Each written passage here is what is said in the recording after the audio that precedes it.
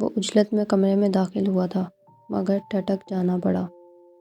انا وقار احمد روشی کے کمرے میں کارپٹ پر کشن پر بیٹھی، گھٹنوں کے گرد بازو لپیٹے، منہ گھٹنوں کے اوپر رکھے دنیا و مافیہا سے بے خبر تھی۔ اس کے ارد گرد کتابیں اور جرنلز وغیرہ بکھرے پڑے تھے، مگر وہ ہر چیز سے لاتعلق نہ جانے کن سوچوں اور خیالوں میں گم تھی۔ اس کے ٹھٹکنے کی وجہ اس کی آنکھوں سے بہنے والا پانی تھا۔ انا وقار احمد کی آنکھوں سے آنسو بہہ رہے تھے۔ وہ حیرت زدہ سا کھڑا تھا۔ یہ لڑکی اس کے لیے ایک معمہ بنتی جا رہی تھی۔ وہ ایک پل کے لیے کھڑا رہا تھا۔ انا متوجہ نہیں ہوئی تھی۔ اس نے دروازے کو انگلی کی مدد سے بجایا تو وہ ہڑبڑا کر چونکی۔ آپ؟ ولید کو اپنے سامنے دیکھ کر وہ سٹ پٹا کر سیدھی ہوئی، پھر فوراً اپنے ہاتھ سے رخساروں کو رگڑا۔ پانی کے قطرے فوراً صاف کیے تھے۔ خیریت؟ نہایت تعجب کا مظاہرہ کرتا وہ آگے بڑھ آیا۔ وہ مسکرا دی تھی۔ Of course. بظاہر اس کی مسکراہٹ سے اس کے اندر کی کیفیت کا کچھ بھید نہیں ملا تھا، مگر وہ الجھ چکا تھا۔ تو پھر اتنی رنجیدہ سنجیدہ سی کیفیت لیے کیوں بیٹھی ہوئی تھی؟ مجھے تو لگ رہا ہے کہ تم روئی بھی ہو۔ نہیں، صبح سے آنکھیں درد کر رہی ہیں۔ روشی سے پوچھ لیں، تھوڑی دیر پہلے آئی ڈراپس ڈالے ہیں۔ شاید قطرے آنکھ سے باہر آ گئے ہیں، بظاہر مسکرا کر جواب دیا تھا، مگر پھر بھی وہ مشکوک نظروں سے اسے دیکھے گیا۔ روشی کہاں ہے؟ اعتراف میں دیکھا۔ وہ کافی بنانے گئی ہے۔ اس نے اپنے سامنے بکھرے پیپرز اکٹھے کیے۔ وہ تو کافی نہیں پیتی۔ اپنے لیے چائے اور میرے لیے کافی۔ جرنل کھول کر دیکھنے لگی۔ رات کے وقت اتنی کافی اچھی نہیں ہوتی، نیند ڈسٹرب ہو جاتی ہے۔ دن میں تو گزارا ہو جاتا ہے۔ میں دیکھ رہا تھا کہ ڈنر کے بعد بھی تم نے کافی ہی پی تھی۔ اس کی طرف بغور دیکھتے اس نے پھر کہا تو وہ ہنس دی۔ جانے دیں، جن کی نیندیں پہلے ہی ڈسٹرب ہوں ان کی مزید کیا ہوں گی۔ کیوں، تمہاری نیند کو کیا ہوا ہے؟ مالک خولیا۔ ہونٹ دانتوں تلے دبا کر وہ مسکرا رہی تھی۔ یہ تو خاصی سیریس بات ہے، علاج کراؤ اپنا۔ جو حکم جناب۔ انا، مجھے نہ جانے کیوں لگ رہا ہے کہ جیسے تم کچھ پریشان ہو۔ کوئی پرابلم ہے تو شیئر کرو۔ یہ رشتے ناتے کس لیے ہوتے ہیں؟ کل رات بھی تم لان میں تنہا بیٹھی شاید کسی ایسی ہی کیفیت میں مبتلا تھی، میرے پوچھنے پر ٹال گئی۔ خاصی سنجیدگی سے ولید کہہ رہا تھا۔ انا وقار کا جرنل پر جھکا سر اسی زاویے پہ جھکا رہ گیا۔ آپ کا وہم بھی ہو سکتا ہے۔ سر اٹھائے بغیر اس نے ٹالا۔ یقیناً، مگر تم یہ تو مانتی ہو کہ میری چھٹی حس بہت اچھے انداز میں کام کرتی ہے۔ میں آنکھیں اور کان کھلے رکھتا ہوں۔ وقت و حالات کا تجزیہ کرنے کی صلاحیت مجھ میں خاصی اچھی پائی جاتی ہے۔ تو میں نے کبھی ان تمام صلاحیتوں کے پائی جانے سے انکار کیا ہے؟ اب کہ وہ خاصی الجھ کر تیکھے پن سے گویا ہوئی تھی۔ انکار نہیں، مگر بے وقوف سمجھ کر ٹال تو رہی ہو۔ اب کے انداز خفگی بھرا تھا۔ اس سے پہلے کہ وہ جواب دیتی، روشی ٹرے اٹھائے چلی آئی تھی۔ یہ لو تمہاری گرما گرم کافی۔ تمہاری جتنی اچھی تو نہیں بنائی، مگر گزارا کر لو۔ وہ بولتی ہوئی کمرے میں داخل ہوئی تھی، مگر ولید کو دیکھ کر رک گئی، پھر مسکرا کر آگے بڑھتے ہوئے ٹرے انا کے سامنے رکھ دی تھی۔ خیریت ہے ولی بھائی؟ اسے بغور انا کا جائزہ لیتے دیکھ کر وہ چونکی۔ بالکل، میں نے تمہیں گرین کور والی جو فائل کل دی تھی وہ کہاں ہے؟ اس نے اٹھ کر ریک سے فائل اٹھا کر اسے تھمائی۔ تھینکس۔ ایک سرسری نظر فائل پر ڈال کر اس نے پھر انا کو دیکھا۔ وہ گود میں بک رکھے کافی کا مگ تھام کر سپ لے رہی تھی۔ اس سے وجہ پوچھو کہ اسے کیا مسئلہ ہے؟ میں ذرا کام دیکھ لوں اپنا، ورنہ اس کا دماغ میں اچھی طرح جانتا ہوں۔ وہ روشی کو تاکید کرتا باہر نکل گیا تھا۔ روشی نے بڑی حیرت سے اسے دیکھا۔ کیا بات ہے، بھائی سچ کہہ رہے ہیں کیا؟ اوہو یار، ایسی کوئی بات نہیں ہے۔ سچی، ولی بھائی کو تو پولیس ڈپارٹمنٹ میں ہونا چاہیے تھا۔ اب آنکھوں سے جلن کی وجہ سے پانی نکل رہا ہے تو میں کیا کرتی؟ وہ جھنجھلا گئی تھی۔ اور کل رات والا کیا قصہ ہے؟ کچھ نہیں، اسٹڈی کرتے کرتے تھک گئی تو دل ہوا خوری کو چاہنے لگا۔ میں باہر چلی گئی تھی، ٹہلتے ٹہلتے بینچ پر گھٹنوں پر سر رکھ کر بیٹھ گئی تھی۔ اب اپنے گھر میں اتنی آزادی سے بیٹھنے پر پابندی لگ جائے گی، حیرت ہے۔ روشی نے بغور دیکھا۔ وہ اس کی طرف دیکھنے کے بجائے کتابوں کو اٹھا کر ادھر ادھر کر رہی تھی۔ اس نے کچھ کہنا چاہا، پھر ٹال گئی اور پھر خاموشی سے چائے پینے لگی۔ کمرے میں آنے کے بعد وہ خاصی دیر تک ایک مسئلے پر بہت دیر تک سوچتا رہا تھا۔ پھر ایک واضح نقطے پر پہنچنے کے بعد اس نے نمبر ملائے۔ السلام علیکم سر۔ اس کی کال فوراً پک کر کے کہا تھا۔ وعلیکم السلام، ٹھیک ہو؟ جی سر۔ آفس میں کوئی مسئلہ تو نہیں ہوا میری غیر موجودگی میں؟ نو سر۔ اچھا امجد، میری بات دھیان سے سننی ہے۔ میں تمہیں ایک شخص کا بایو ڈاٹا سینڈ کر رہا ہوں تمہارے سیل پر۔ اس کے متعلق مجھے صبح تک ساری ڈیٹیلز چاہیے۔ اس لڑکے کے متعلق ہر تفصیل، بڑی سے بڑی، چھوٹی سے چھوٹی، گھر کا نمبر، ایڈریس، کالج، دیگر تمام باتوں کی تفصیل میں تمہیں سینڈ کر رہا ہوں۔ یوں سمجھو یہ پرسنل اسائنمنٹ ہے جو تمہارے ذمے ہے۔ کل صبح میں کال کروں گا۔ امجد اس کا ماتحت تھا، رائٹ ہینڈ۔ اس شخص پر اس کو بڑا اعتماد تھا۔ یس سر، میں پوری کوشش کروں گا کہ آپ کو سب معلومات مل جائیں۔ مجھے اس لڑکے کی تمام سرگرمیوں کی فہرست بھی درکار ہے۔ کن لوگوں سے ملتا ہے، کب، کہاں اور کیوں جاتا ہے، کن لوگوں میں اٹھنا بیٹھنا ہے۔ یس سر، کام ہو جائے گا۔ Okay, well done. اللہ حافظ۔ اللہ حافظ۔ وہ اپنا لیپ ٹاپ ساتھ لایا تھا۔ کچھ ہی دیر میں امجد نے ڈیٹیلز سینڈ کر دی۔ وہ ان کا مطالعہ کرنا چاہتا تھا کہ دروازے پر دستک ہوئی۔ یس کم ان۔ گمان تھا کہ ملازمہ ہوگی، مگر دروازے سے محرون نساء خاتون کو برآمد ہوتے دیکھ کر اٹھ گیا۔ نظریں فوراً وال کلاک کی طرف اٹھ گئیں۔ رات کے 12 کے اوپر کا ٹائم تھا۔ خیریت، آپ ابھی تک جاگ رہی ہیں؟ مجھے تم سے ضروری بات کرنی تھی، سوچا ابھی کر کے ہی سوؤں۔ وہ اس کے پاس ہی بستر پر بیٹھ گئی تھی۔ خیریت، ایسی کیا بات ہے جو آپ نے صبح ہونے کا انتظار بھی نہیں کیا؟ تعجب سے انہیں دیکھا۔ تم پہلے اس کو بند کرو اور پورے دھیان سے میری بات سنو۔ مہرونیسا بیگم کا انداز بڑا دھیما تھا۔ مصطفیٰ کو محسوس ہوا کہ بات خاصی اہم ہے۔ اس نے لیپ ٹاپ بند کرنے کی بجائے اٹھا کر ٹیبل پر رکھ دیا تھا۔ نیند نہیں آ رہی تھی، خاصی تھکن کے باوجود وہ امجد کی فراہم کی ہوئی معلومات کو پڑھنا چاہ رہا تھا۔ جی، اب کہیے۔ میں یہاں بابا اور تابندہ سے ایک نہایت ضروری کام کے سلسلے میں رضامندی لینے آئی ہوں۔ تم گھر میں عادلہ والے مسئلے سے باخبر ہو نا؟ انہوں نے پوچھا تو اس نے حیرانی سے دیکھا۔ کل رات جو بھی ہوا اس حد تک تو باخبر ہوں، مزید کچھ پتہ نہیں۔ رات جو بھی ہوا اور تمہیں جو بھی بتایا وہ تو تصویر کا ایک ہی رخ تھا۔ تصویر کا دوسرا رخ تو یہ ہے کہ عادلہ ایک شکی مزاج جگرالو عورت ہے، جس نے عباس کی زندگی شہوار کے نام کے طعنے دے دے کر عذاب بنا رکھی ہے۔ انہوں نے لمبی چوڑی تمہید کے بجائے براہ راست بات کی۔ جی؟ مصطفیٰ کا منہ کھلا کا کھلا رہ گیا۔ وہ تو سمجھ رہا تھا کہ عادلہ کے شکوک سے متعلق شہوار نے صرف اس سے ہی ڈسکس کیا ہے، مگر یہاں تو ماں جی بھی باخبر تھی۔ کیا مطلب؟ آپ کو یہ سب کس نے کہا؟ تمہیں تو کسی بات کا ہی علم نہیں، مگر شروع میں ہماری مرضی عباس اور شہوار کا رشتہ طے کرنے کی تھی، مگر عباس راضی نہ ہوا اور عادلہ بیاہ کر آ گئی۔ پھر نہ جانے اسے کس طرح اس بات کی بھنک پڑ گئی، اس نے دونوں پر شک کرنا شروع کر دیا۔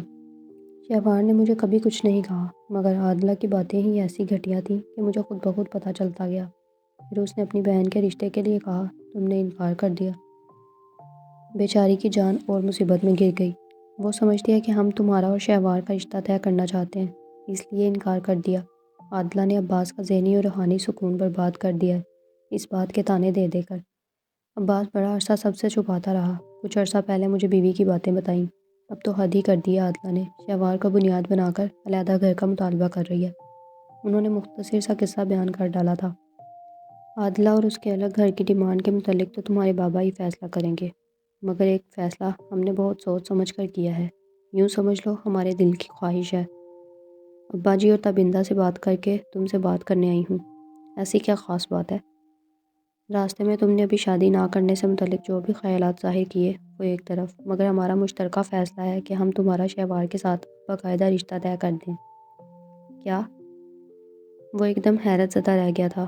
شہوار سے متعلق اپنا نام وہ کئی بار پہلے بھی سن چکا تھا، مگر کبھی سیریس نہیں لیا تھا۔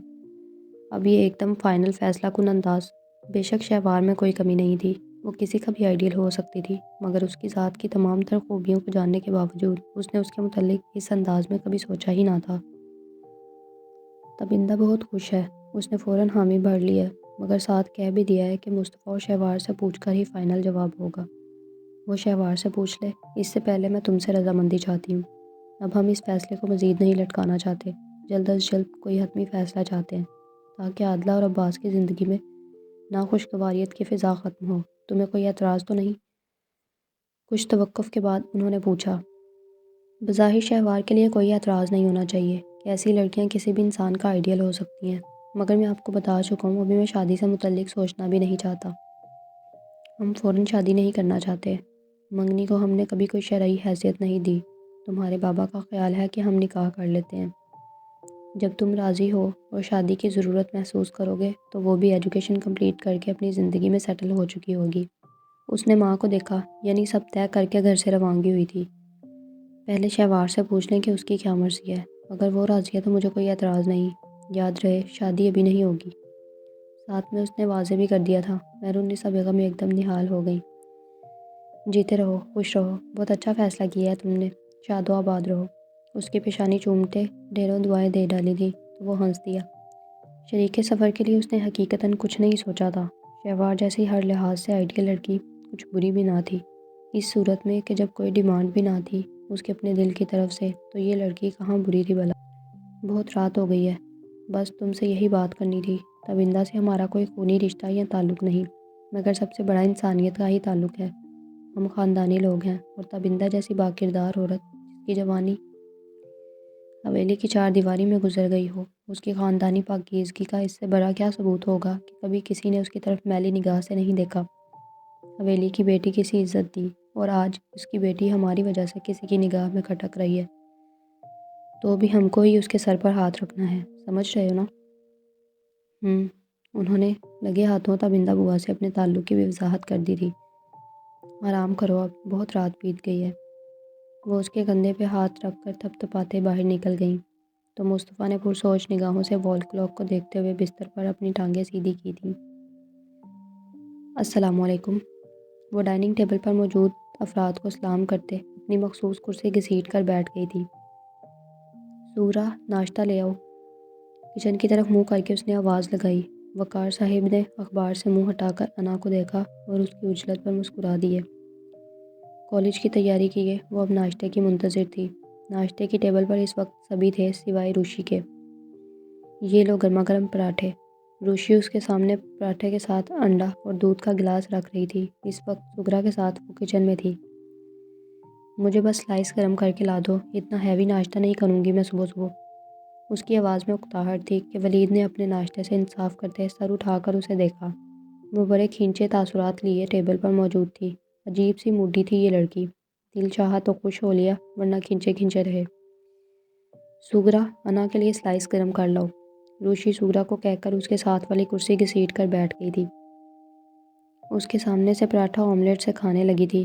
وہ اسی طرح بیزار تاثرات لیے ہاتھ پر ہاتھ دھرے بیٹھی رہی۔ تمہیں صبح صبح کیا ہوا ہے؟ اتنا موڈ کیوں آف ہو رہا ہے تمہارا؟ صبوحی بیگم نے حیرت سے بیٹی کو دیکھا۔ وہ ایک دم الرٹ ہوئی۔ کچھ نہیں سغرا، سلائس گرم کر لیے ہیں تو لے آؤ۔ ماں کو ٹال کر اس نے پھر کچن کی طرف آنکھ لگائی تو اگلے ہی پل سغرا بھاگم بھاگ پلیٹ میں گرم سلائس لیے چلی آئی تھی۔ یہ لیں جی۔ اس کے سامنے پلیٹ رکھی تو اس نے خاموشی سے جیم کی شیشی اٹھائی۔ سلائس اور دودھ کا ناشتہ کر کے وہ اٹھ کھڑی ہوئی تھی۔ سغرا، میرے روم سے سینڈل لے آؤ پلیز، جلدی کرو۔ آرڈر کر کے وہ لاؤنج کے صوفے پر جا بیٹھی تھی۔ ایک تو اس لڑکی کے موڈ کا کچھ پتہ نہیں چلتا، نہ جانے کیوں اتنی بیزار ہوتی جا رہی ہے، ہر وقت سغرا کو پھرکی کی طرح گھما رہی ہوتی ہے۔ ولید اٹھ کر لاؤنج میں آیا تو وہ سینڈل پہن کر چادر لپیٹ کر بکس لیے باہر جا رہی تھی۔ پیچھے سے صبوحی بیگم کہہ رہی تھی احسن کو مارکیٹنگ کے سلسلے میں کہیں جانا تھا سو وہ پہلے ہی نکل گیا تھا۔ وقار صاحب اور ضیاء صاحب لیٹ جاتے تھے آفس، وہ بھی اپنا بریف کیس تھامے باہر نکل آیا۔ تمہیں کتنی دفعہ کہا ہے کہ رات ہی میں گاڑی چیک کر لیا کرو، اب صبح صبح یہ نئی مصیبت، ٹائر پنکچر کیے ہوئے ہیں، رات کو تو اچھے بھلے تھے۔ عین وقت پر ہی تمہیں ہوش آتا ہے، رات بھر میں یہ ٹائر پنکچر ہو کیسے گیا؟ وہ کوفت و بیزاری سے ڈرائیور پر برس رہی تھی۔ ولید کو ایک لمحے میں ہی صورتحال کا ادراک ہوا۔ کیا پرابلم ہے منصور خان؟ اپنی گاڑی کی طرف جانے کی بجائے وہ اس کے قریب آ گیا تھا۔ صاحب جی، فرنٹ کا بایاں ٹائر پنکچر ہو گیا ہے، رات بیگم صاحب کو لے کر کسی رشتہ دار کے ہاں گیا ہوا تھا تو شاید تب ہوا ہے۔ صبح میں نے چیک نہیں کیا کہ ٹھیک ہی ہوگا، وہ شرمندگی سے بتا رہا تھا۔ تم ٹائر تبدیل کرو، دوسری گاڑی تو احسن لے گیا ہے، ابھی بابا اور انکل نے بھی آفس جانا ہے اور پپھو نے بوتیک، پرابلم ہو جائے گی۔ انا، تم ایسا کرو میرے ساتھ آ جاؤ، میں ڈراپ کر دوں گا۔ انا نے اپنی گھڑی دیکھی، وہ خاصی لیٹ ہو چکی تھی۔ ولید گاڑی ڈرائیو وے پر لایا تو وہ خاموشی سے فرنٹ ڈور کھول کر بیٹھ گئی۔ خیریت؟ صبح صبح یہ محترمہ کا موڈ کیوں آف ہے؟ کچھ دور آنے کے بعد اسے خاموشی سے بیزار تاثرات لیے بیٹھے دیکھ کر وہ پوچھے بغیر نہ رہ سکا تھا۔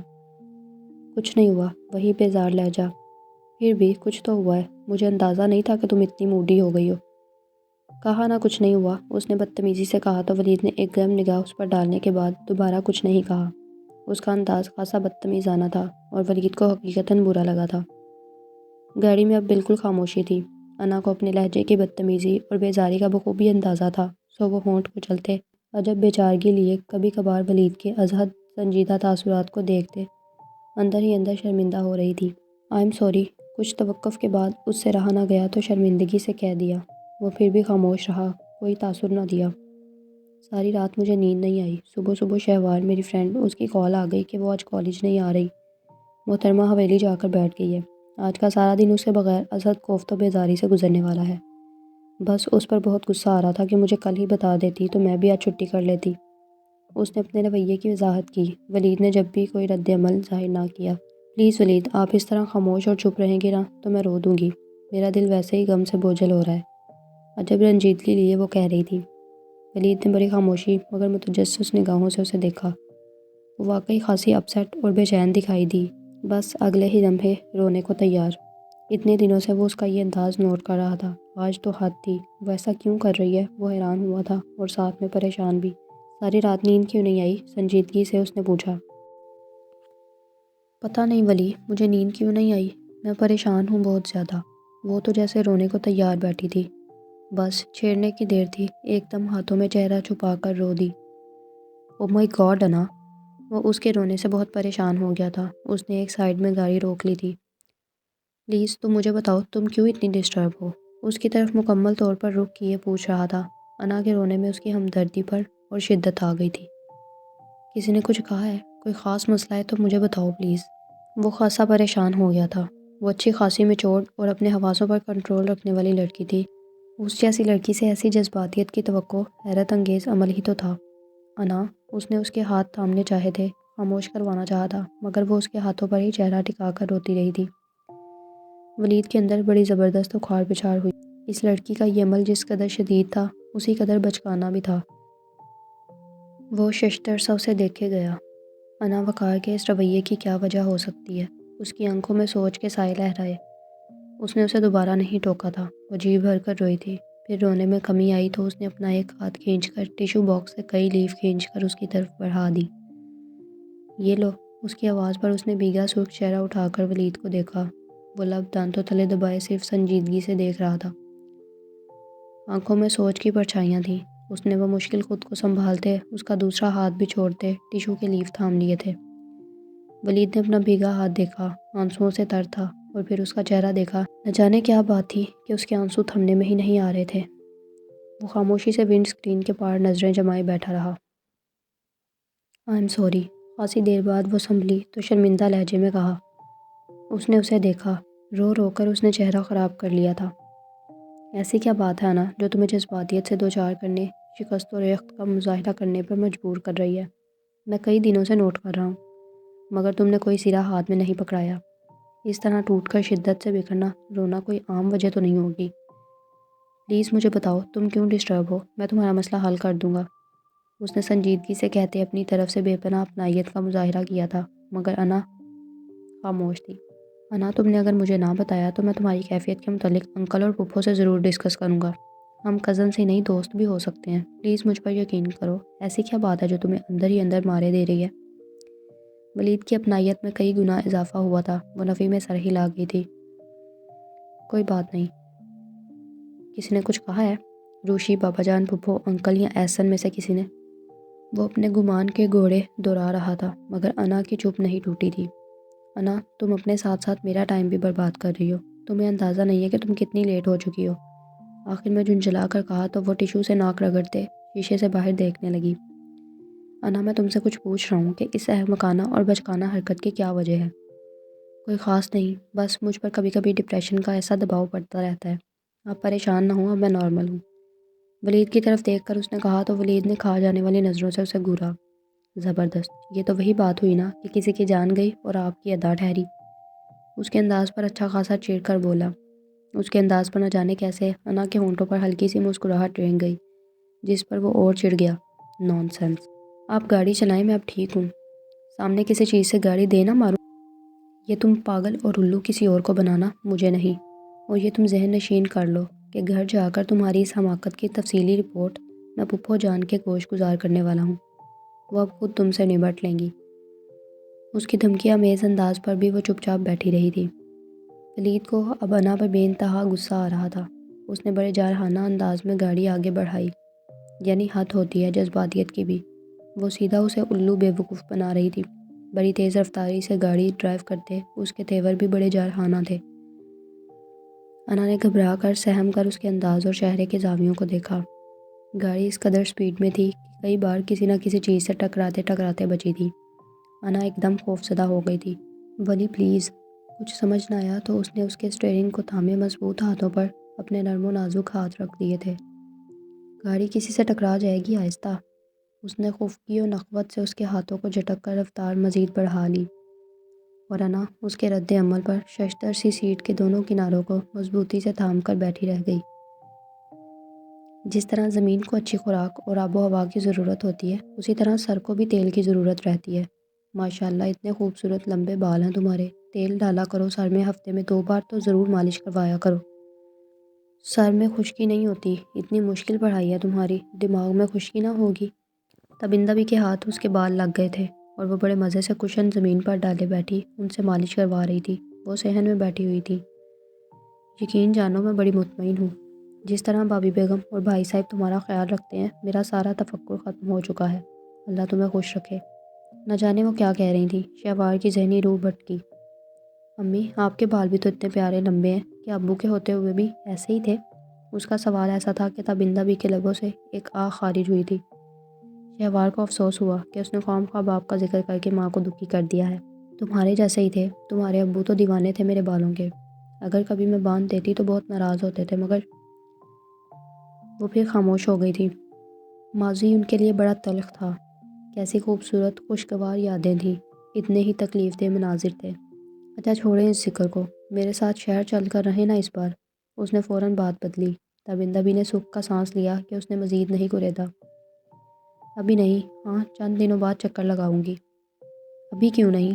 سچی میں آپ کو بہت مس کرتی ہوں۔ وہ یکدم چھوٹی بچی بن گئی تھی تو تبندہ بھی مسکرا دی۔ بالکل بچی ہو تم، ہلکی سی سر پر چپت لگائی تھی۔ السلام علیکم۔ تبھی باہر سے مصطفیٰ اندر آیا تو دونوں کو بیٹھے دیکھ کر ٹھٹکا۔ شہوار کا دوپٹہ تخت پر پڑا ہوا تھا، اس نے فوراً پکڑ کر گلے میں ڈالا۔ صبح سے مصطفیٰ اور بابا صاحب زمینوں کی طرف گئے ہوئے تھے۔ مہرونسا بیگم بھی بے شمار باتوں کے بعد ابھی اٹھ کر اپنے کمرے میں گئی تھیں۔ گھر میں ملازموں کے علاوہ وہ دونوں ہی تھیں۔ شہوار کے گھبرا کر دوپٹہ لینے پر اس نے نوٹ تو کیا، مگر پھر نگاہ پھیر گیا۔ وعلیکم السلام، آؤ بیٹھو۔ بابا صاحب بھی آ گئے ہیں کیا؟ اسی طرح مصروف انداز میں شہوار کے بالوں میں تیل لگاتے انہوں نے تخت پر اس کے لیے جگہ بنائی تھی۔ مصطفیٰ نے آگے بڑھنا چاہا، مگر پھر نہ جانے کس خیال سے تخت پر ہی بیٹھ گیا۔ دائیں طرف وہ زمین پر بیٹھی ہوئی تھی۔ اس کے بیٹھنے پر وہ مزید گھبرا گئی تھی۔ نہیں، بابا صاحب ڈیرے کی طرف نکل گئے تھے، کہہ رہے تھے کہ 1-2 گھنٹے وہاں ٹھہریں گے۔ عظمت؟ تبندہ بھی نے مصطفیٰ کی بات سنتے ہوئے آواز لگائی تو اگلے ہی پل عظمت سر پر تھی۔ جی بوا جی۔ مصطفیٰ صاحب کے لیے پانی لے کر آؤ، اور میرے کمرے سے کنگھا بھی لا کر دو، میں شہوار کے بالوں میں خود کنگھا کروں گی۔ وہ سر ہلا کر واپس چلی گئی تھی۔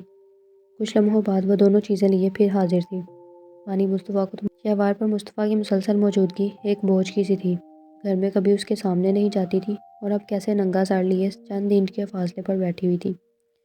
امی میں باقی خود کر لوں گی، آپ رہنے دیں۔ عظمت نے جیسے ہی کنگھا لا کر انہیں تھمایا، شہوار نے فوراً کہا۔ اس کا دل فوراً اٹھ کر یہاں سے بھاگ جانے کو چاہا۔ انہوں نے تیل کی پیالی عظمت کو پکڑا کر کنگھا تھام لیا تھا۔ پانی پیتے مصطفیٰ نے مسکرا کر دونوں ماں بیٹی کو دیکھا۔ شہوار بڑی مجبوری کی حالت میں بیٹھی ہوئی تھی، جیسے ابھی اٹھ کر بھاگ جائے گی۔ رات تک اس کے دل و دماغ میں کوئی ایسی سوچ نہ تھی، مگر اب اس وقت شہوار کو اس طرح گھریلو انداز میں دیکھ کر اس کے دل میں بڑے خوشگوار سے احساسات پیدا ہوئے تھے۔ بالوں میں کنگھا کرتے بوا اس سے چھوٹے موٹے جاب سے متعلق سوال بھی کر رہی تھیں، جن کے جواب وہ پوری توجہ سے دے رہا تھا۔ سال بھر پہلے اس لڑکی کے کیا لمبے بال ہوا کرتے تھے، پاؤں تک چھوتے تھے، لے کر ستیہ ناش مار لیا، یہ ہاتھ بھر کے رہ گئے ہیں۔ پتہ ہے مجھے دن رات کتابوں کو چاٹو گی تو یہ حال ہی ہوگا نا۔ اس کے برے برے منہ بنانے پر انہوں نے مصطفیٰ سے بڑے افسوس سے ذکر کیا۔ شہوار کا جی چاہا کہ اپنا سر پیٹ لے۔ امی، وہ احتجاجاً بولی تو مصطفیٰ کی ہنسی بے ساختہ تھی۔ مجھے تو سوچ سوچ کے ہول اٹھتے ہیں کہ اس لڑکی میں اپنی عمر جتنی لڑکیوں والے کوئی طور طریقے نہیں۔ ماسیوں کی طرح تمبو سے بھی بڑی چادر ہر وقت لٹکائے پھرتی ہے، سر کو ہوا کیا خاک لگتی ہے۔ بالوں کی چٹیاں گونتے انہوں نے ایک اور اعتراض کیا تھا۔ اتنی فکر کرنے کی ضرورت نہیں ہے، گنجی ہونے والی نہیں میں، اس نے ناراضی سے کہا۔ میں نے سنا ہے بوا جی کہ لمبے بالوں والی عورتوں پر جادو بڑی جلدی اثر کرتا ہے۔ کچھ سوچتے مصطفیٰ نے بڑی سنجیدگی سے کہا تو شہوار نے گردن موڑ کر دیکھا۔ اس کی آنکھوں میں شرارت ناچ رہی تھی۔ اسے حیرت ہوئی، یہ شخص اس طرح کا مزاج بھی رکھتا ہے۔ اللہ نہ کرے، انہوں نے دہل کر کہا۔ اب ایسی بھی کوئی بات نہیں، لمبے بال تو عورت کا سنگار ہوتے ہیں، عزت ہوتی ہے۔ اچھا، اگر جادو نہیں ہوتا تو کسی پر جادو تو کر دیتی ہوں گی۔ ماں کے ہاتھوں سے چٹیاں کھینچ کر دوپٹہ سنبھالتے وہ اٹھ کھڑی ہوئی تھی۔ وہ صاف سمجھ گئی تھی کہ مصطفیٰ اس کا ریکارڈ لگا رہا ہے۔ بوا مصطفیٰ کی بات پر ہنس دی، جیسے انہوں نے بھی اس کے مذاق کو انجوائے کیا تھا۔ یہ پرانے زمانے کے لوگوں کی باتیں ہیں، تو ہم پرستی ہے نیری، کہاں کا جادو، کیسا جادو، بس عورت کے بال اس کا سنگار ہوتے ہیں۔ اگر مقدر والی ہو اور قدردان لوگ میسر ہوں تو شوہر کے دل میں گھر کرے، ورنہ کون پوچھتا ہے۔ ہاں یہ بات بھی ہے۔ اس کی سنجیدگی میں کوئی فرق نہ آیا تھا، ایسے سر ہلایا جیسے کسی اسکالر کی بات پر ہلاتے ہیں۔ میں بادام کا تیل ساتھ دے دوں گی، لے جانا، تیل کی مالش کروانا، فرق پڑے گا، یہ جو جلد خشک ہو رہی ہے ٹھیک ہو جائے گی۔ انہوں نے لگے ہاتھوں سے بھی مشورہ دیا۔ جی اچھا، وہ عجلت سے کہہ کر وہاں سے نکل گئی۔ بوا تیل والے ہاتھ پاس پڑے کپڑے سے صاف کر رہی تھی۔ یہ کپڑا کچھ دیر قبل شہوار کے کندھوں پر تھا کہ کوئی تیل کا قطرہ کپڑوں پر گر کر داغ نہ ڈال دے۔ اٹھتے ہی کپڑا زمین پر گر گیا تھا، جسے بوا نے اٹھا لیا۔ بڑی بے پرواہ رہتی ہے اپنی ذات سے، پڑھائی کے علاوہ تو کچھ اور سوچتا ہی نہیں۔ بھابھی شکایت کرتی ہے کہ کالج سے آنے کے بعد بھی سب وقت کتابوں اور کچن میں گزار دیتی ہے، کہیں آتی جاتی ہی نہیں۔ اس کا یہ سال بھی تو بہت اہم ہے نا، میڈیکل 4th ایئر ہے، امتحان قریب ہیں، بہت محنت طلب ایجوکیشن ہے اس کی۔ اس نے مسکرا کر بوا کے سامنے شہوار کی روٹین کی وضاحت کی۔ ہم نے بھی کالج یونیورسٹیوں میں وقت گزارا ہے، اسکول کے پچھلی طرف سے اٹھ کر نہیں آئے ہم۔ خیر، وقت کی رفتار بھی تو ہمارے جیسی نہیں رہی ہے۔ ہمارے دور کی نسل اور اب کی نسل میں بڑا فرق ہے بیٹے، بہت محنت کرتی ہے، شوق بھی بہت ہے اسے ڈاکٹر بننے کا، بس دن رات ایک خواب دیکھتی ہے، اللہ میری بچی کا ہر خواب پورا کرے۔ وہ اپنے بارے میں کچھ کہتے کہتے بات پلٹ گئی تھی۔ مصطفیٰ کے اندر ایک تجسس نے سر ابھارا۔ زبردست، اس کا مطلب ہے آپ ہائی ایجوکیٹڈ خاتون رہ چکی ہیں اپنے وقت کی۔ ویسے آپ کی ایجوکیشن کہاں تک ہے؟ وہ بڑے فریش موڈ میں ان سے استفسار کر رہا تھا۔ تبندہ بی نے بقول مصطفیٰ کی دلچسپی کا مطالعہ کیا۔ پھر بھی یونیورسٹی میں وقت گزارا ہے آپ نے تو یقیناً ڈگری لیول تک کی تعلیم تو حاصل کی ہوگی۔ انگلش لٹریچر میں ماسٹرز کیا تھا میں نے، انہیں بتانا پڑا تھا۔ کیا؟ مصطفیٰ حیرت سے گنگ انہیں دیکھتا رہ گیا۔ حیرت ہے، کبھی لگا نہیں کہ آپ اتنی تعلیم یافتہ رہی ہیں، اس نے برملائے حیرت کا اظہار کیا۔ بس وقت و حالات نے ٹھوکروں کی زد پر رکھ دیا تو سب ڈگریاں وقت کی دھول ثابت ہوئی۔ ان کے لہجے میں دکھ کی آمیزش تھی۔ اور شہوار کے فادر سکندر انکل کی کوالیفیکیشن کیا تھی؟ اس کی دلچسپی ایک دم کافی بڑھ چکی تھی۔ تبندہ بوا کے اندر دکھ نے کروٹ بدلی۔ وہ ابراڈ کے فارغ التحصیل تھے، پاکستان میں آ کر انہوں نے لیکچررشپ جوائن کی تھی۔ میں ان کی اسٹوڈنٹ تھی۔ والدین کی وفات کے بعد وہ تنہا رہتے تھے، میں، ماں اور پھر باپ کی وفات کے بعد تنہا ہاسٹل میں رہ رہی تھی۔ وہ اچھے کردار کے سلجھے ہوئے انسان تھے اور مجھے ایک سہارے کی ضرورت تھی۔ بس کچھ دوستوں کے توسط سے ان کو رشتہ دیا گیا اور پھر ہماری شادی ہو گئی۔ تبندہ بھی کی آنکھوں میں گزرے وقت کی فلم چل رہی تھی، لہجے میں گزرے وقت کی کرچیاں سمٹ آئی تھیں جیسے۔ پھر بس سکندر صاحب کی زندگی نے چند سال وفا نبھائی۔ ان کی وفات کے بعد میں پھر زمانے کے رحم و کرم پر تھی۔ بابا صاحب اور بھائی صاحب لوگوں سے دور کی رشتہ داری تھی۔ مجھے سر چھپانے اور اپنی عزت و کردار کو تحفظ فراہم کرنے کے لیے چھت جیسے مضبوط صاحبان کی ضرورت تھی۔ عقد ثانی کو دل نہ مانا اور پھر یہاں چلی آئی۔ باقی ساری زندگی حویلی کی اس چار دیواری میں گزر گئی، پر اللہ میری بچی کی قسمت میرے جیسی نہ بنائے، اسے دنیا جہاں کی خوشیاں نصیب کرے۔ مصطفیٰ حقیقت میں تبندہ بی کی زندگی سے از حد متاثر ہوا تھا۔ اس کی نگاہوں میں تبندہ بی کے لیے عزت و تکریم مزید بڑھ گئی تھی۔ آپ نے بڑی اسٹرگل کی ہے۔ آپ کے دیگر رشتہ دار، خالہ، چچا، انکل کے رشتہ دار، نزدیکی کوئی تعلق دار نہیں تھا؟ تجسس انسان کی فطرت کا حصہ ہے، وہ پوچھے بغیر نہ رہ سکا۔ جب ماں باپ نہ رہے تو قریبی کوئی تعلق نہ رہا۔ میں کون سا کسی لینڈ لارڈ کی بیٹی تھی یا سکندر کوئی امیر کبیر تھے؟ محنت اسٹرگل سے جو بھی کمایا تعلیم کی حد تک ہی تھا۔ غریب والدین کی اکلوتی اولادیں، آج مرے کل دوسرا دن، کوئی خیر خبر رکھنے والا نہ کوئی پوچھنے والا۔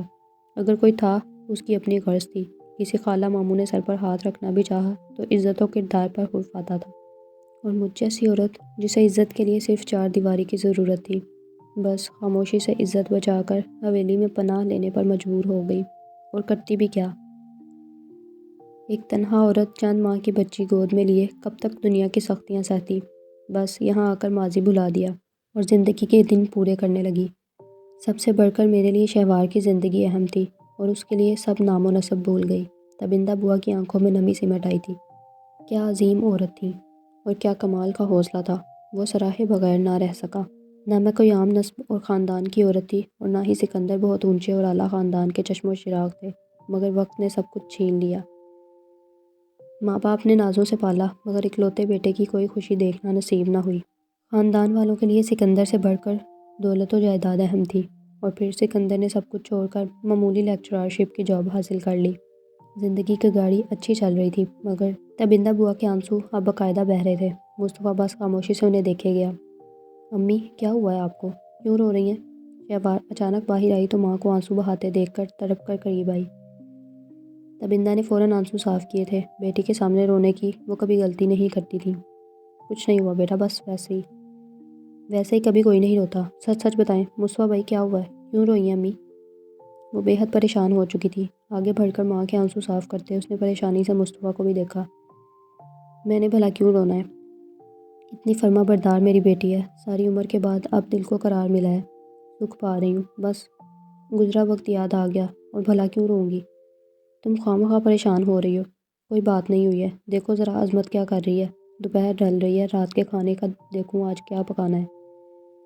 وہ تخت سے اتر گئی تھی، مگر شہوار کی پریشانی کم نہ ہوئی۔ آپ ہمیشہ مجھے اسی طرح ٹال جاتی ہیں، بچی نہیں ہوں میں جو کچھ نہ سمجھ سکوں۔ مصطفیٰ بھائی، آپ نے یقیناً امی سے ابو کے متعلق پوچھا ہوگا، ہے نا؟ کتنا پکا تھا اس کا اندازہ، اور کتنی گہری تھی اس کی نگاہ۔ اب اس بیچارے کے پیچھے مت پڑ جانا، چلو تم بھی میرے ساتھ کچن میں دیکھو، بلکہ بتاؤ کہ آج کیا پکاؤں۔ مصطفیٰ بیٹا، تمہیں کیا پسند ہے؟ وہ اسے ٹالتے ہوئے ساتھ ہی مصطفیٰ سے بھی پوچھ رہی تھی۔ اتنی خوبصورت، نہایت کوالیفائڈ خاتون تھی، اور زندگی گزارنے کا کیا کمال حوصلہ اور ضبط رکھتی تھی۔ ساری زندگی حویلی والوں کی خدمت میں گزار دی۔ وہ نہایت دکھ سے انہیں دیکھے گیا۔ اس عمر میں بھی ان کا حزن و سوز میں ڈوبا دیکھنے والے کو مبہوت کرنے کی صلاحیت رکھتا تھا۔ نہ جانے ان کی جوانی کیسی توبہ شکن ہوگی۔ مصطفیٰ ان کو بغور دیکھتا سوچے بغیر نہ رہ سکا۔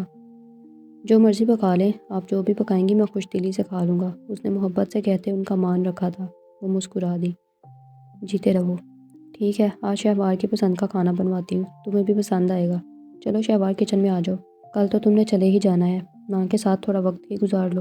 وہ بڑے بہانے سے اس کا دھیان بٹانے کو ہاتھ پکڑ کر کچن کی طرف چل دی تھی۔ مصطفیٰ پرسوچ نگاہوں سے دونوں کو کچن کے دروازے کے اندر گم ہوتا دیکھتا رہا۔